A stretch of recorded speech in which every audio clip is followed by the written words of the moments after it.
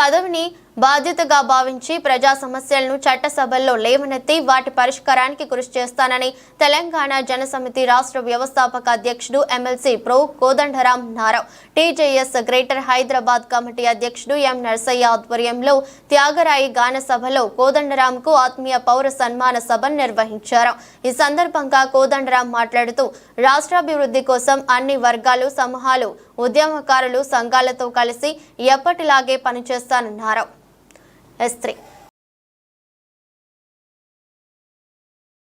నిలబెట్టడం కూడా చాలా చాలా కీలకం.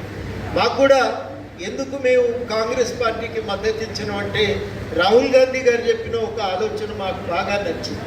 ఒక మాట ఏమన్నామంటే రాష్ట్రంలో నిరంకుశ పాలన అంతం కావాలి, దానికోసం అందరూ కూడా కలిసి పనిచేయవలసి ఉంటుంది అని అడిగితే ఆయన ఏమన్నాడంటే నిరంకుశ పాలన ఎట్లా పోతుందండి, ఎన్నికల్లో ఒకరిని ఓడగొట్టి ఇంకొకరు గెలిచినంత మాత్రాన మార్పు రాదు, అది ఒక మెట్టు మాత్రమే.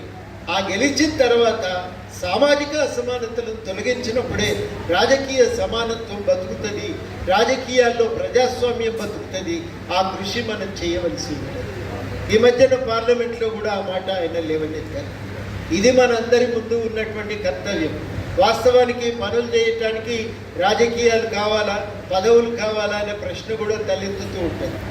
మేము కూడా చాలా కాలం రాజకీయాలకు దూరంగా ఉంటేనే చాలా పనులు చేయగలుగుతామని ఆశించినాం.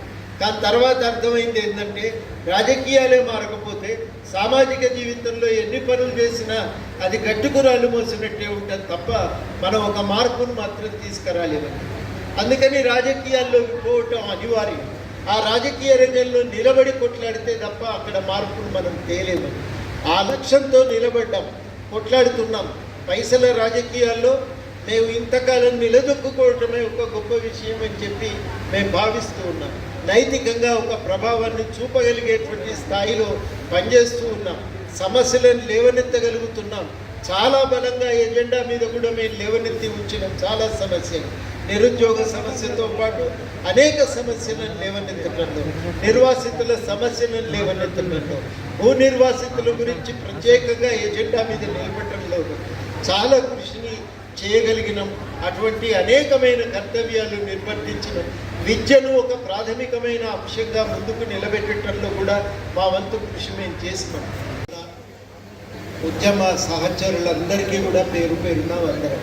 అట్లా జరగకుండా రాజకీయాలను నడపడానికి ఒక ప్రయోగం లాగానే మీరు చేసి చూపించాలి అని ఒక సవాలు విసిరెండు మాకు చేసుకుంటున్నామంటే తెలంగాణ సమాజాన్ని సన్మానం చేసుకున్నట్లు. ఈరోజు కోదండరాం గారిని సత్కరించుకుంటున్నామంటే మొత్తం తెలంగాణ ఉద్యమకారులను సత్కరించుకున్నట్టు.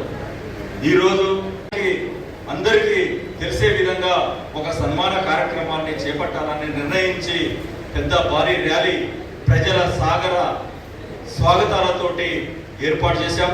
ముషీరాబాద్ నియోజకవర్గంలోని ప్రజలందరూ కూడా స్వచ్ఛందంగా ముందుకొచ్చి బస్తీలో కాలనీలో ఉద్యోగ సంఘాలు, మున్సిపల్ సంఘాలు, అదేవిధంగా మరి ఉద్యోగస్తులు